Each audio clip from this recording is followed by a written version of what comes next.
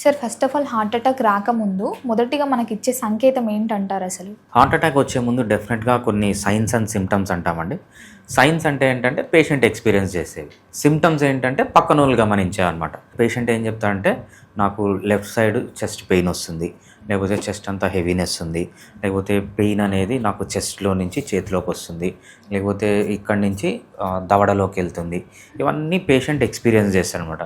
కొంచెం extreme weakness, కొంచెము కళ్ళు తిరిగినట్టు ఉండడము, ఇవన్నీ పేషెంట్ ఎక్స్పీరియన్స్ చేస్తాడు. పక్కన వాళ్ళు ఏం చూస్తారు అంటే బాగా చెమటలు పట్టడము, బాగా వీక్ అయిపోవడం, మనిషి ఓరియంటేషన్ లేకపోవడము, ఇవన్నీ హార్ట్లో వచ్చే ప్రాబ్లమ్స్ అనమాట హార్ట్ అటాక్ వచ్చే ముందు. ఇవన్నీ కాకుండా కొంతమందికి అసలు ఏముండవు, సిమ్టమ్స్, జీరో సిమ్టమ్స్, జస్ట్ ఏంటంటే కడుపులో ఏదో అసిడిటీ లాగా అనిపిస్తుంది, వీళ్ళు పక్కనున్న ఆర్ఎంపీ డాక్టర్ దగ్గరికి పోయి అసిడిటీకి మందులు తీసుకోవడం, ఇవన్నీ చేస్తున్నారు అనమాట. సో ఎటువంటి పరిస్థితిలో ఈ ప్రాబ్లమ్స్ వచ్చినప్పుడు ఇగ్నోర్ చేయకూడదు. వెంటనే నేను చూసిన వాళ్ళలో చాలా హైలీ ఎడ్యుకేటెడ్ పీపుల్ కూడా చాలా ఇగ్నోర్ చేసి ఆర్ఎంపీ డాక్టర్ల దగ్గరికి పోయి మెడిసిన్ తీసుకొని నెక్స్ట్ రోజు పెద్ద పెద్ద హాస్పిటల్స్లో మ్యాసివ్ హార్ట్ అటాక్స్తో అడ్మిట్ అయిన వాళ్ళని కూడా చూసామన్నమాట.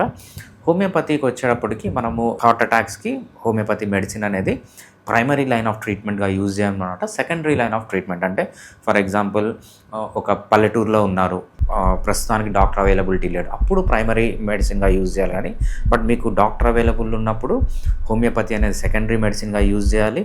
సో అట్లని హోమియోపతి మెడిసిన్ హార్ట్ అటాక్స్లో పనిచేయదని కాదు, చాలా బాగా పనిచేస్తుంది. బట్ ఇంకా కొంచెము హోమియోపతిలో ఈ హార్ట్ అటాక్స్ పైన రీసెర్చ్ జరగాల్సింది ఉంది.